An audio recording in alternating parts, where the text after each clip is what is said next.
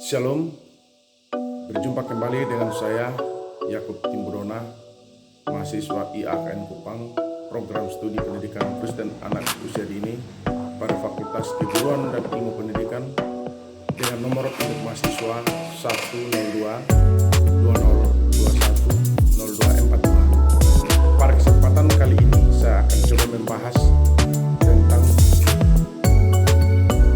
teori perkembangan sosial.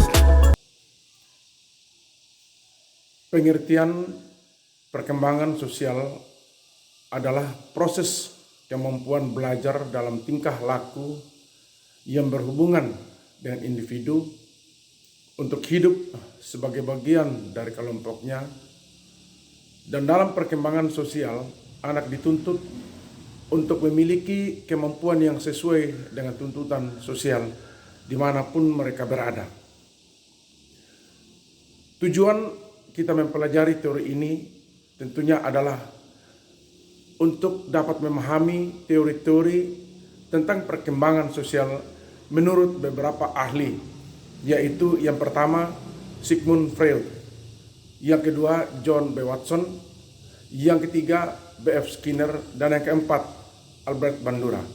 Nah, yang pertama Sigmund Freud mengemukakan bahwa kehidupan jiwa manusia memiliki 3 tingkat kesadaran, yaitu sadar, prasadar, dan tak sadar.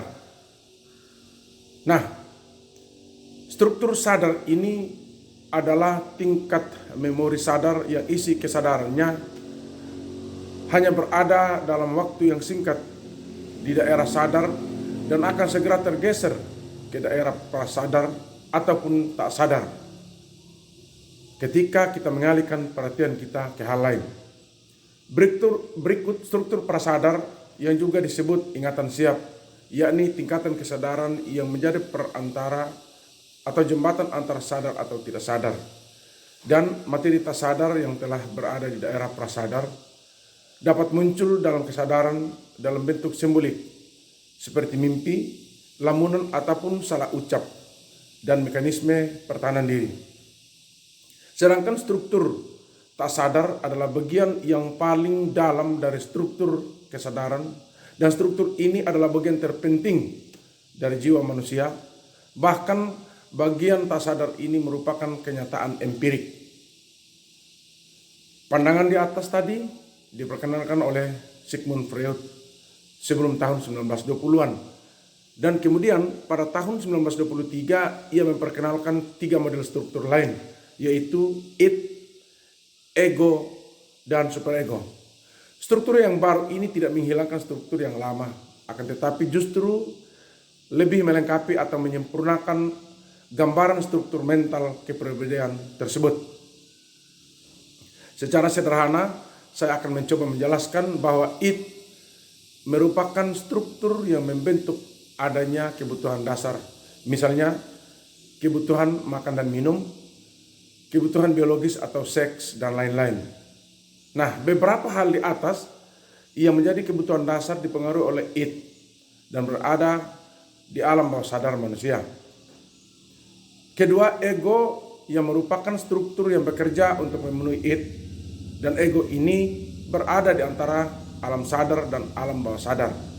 Yang terakhir, ketiga, ego yang merupakan penengah dan pengontrol agar ego dapat dikendalikan oleh id, dan super ego berada sepenuhnya di wilayah kesadaran.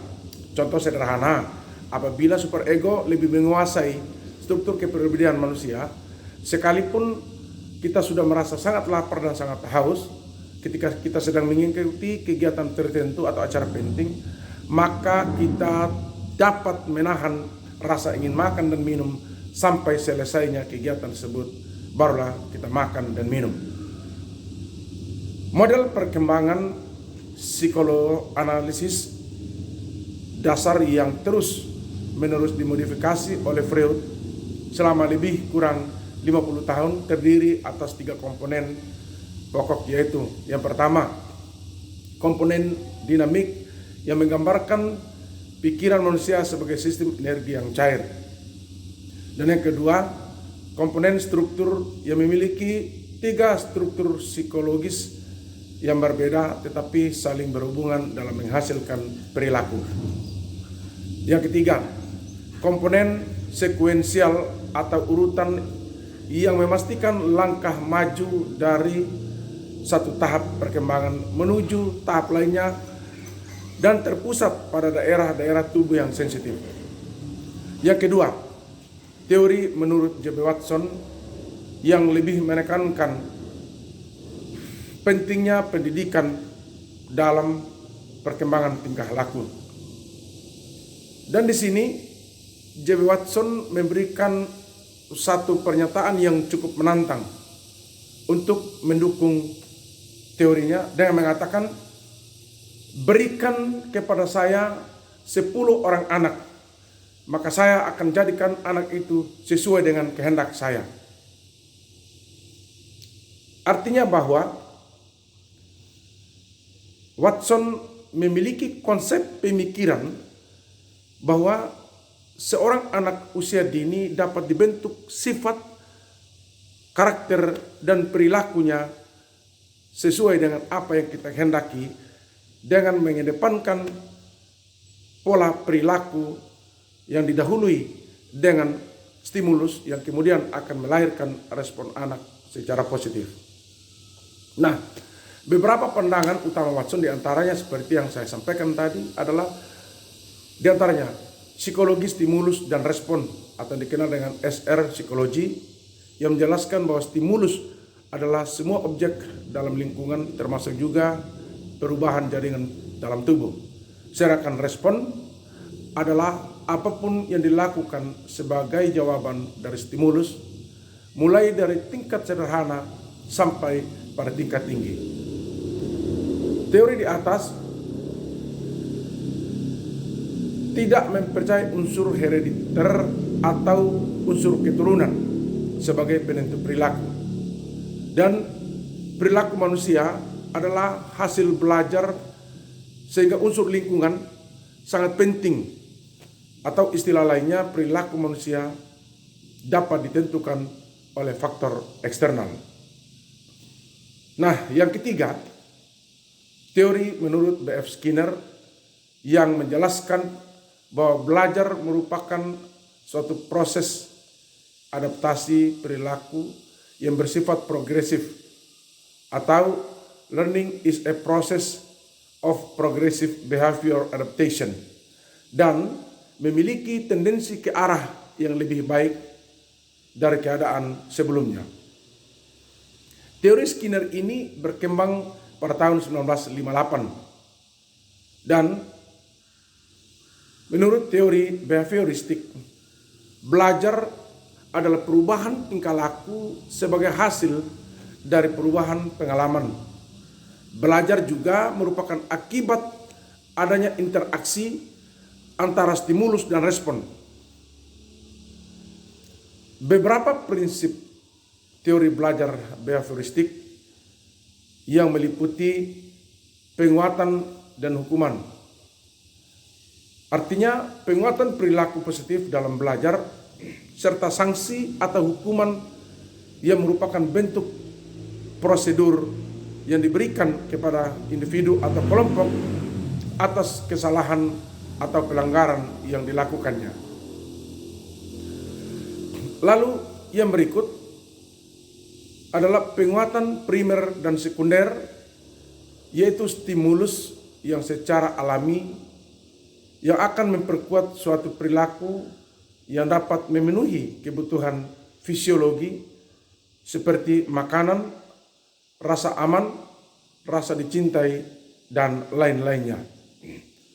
Kemudian penguatan sekunder yaitu penguat yang akan jadi bernilai apabila diasosiasikan dengan penguat primer.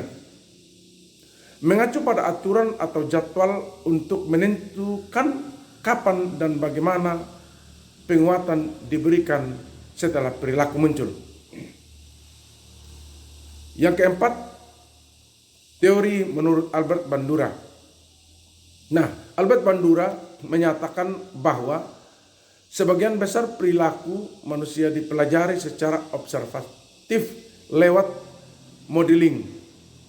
Artinya bahwa perilaku manusia dapat berubah apabila melihat orang lain berperilaku, sehingga akan muncul ide baru atau konsep yang baru yang diyakini akan menjadi cara yang tepat untuk dapat bertindak. Nah, kesimpulannya bahwa manusia dapat bertumbuh dan berkembang di alam lingkungannya yang dapat dibedakan atas lingkungan fisik dan lingkungan sosial.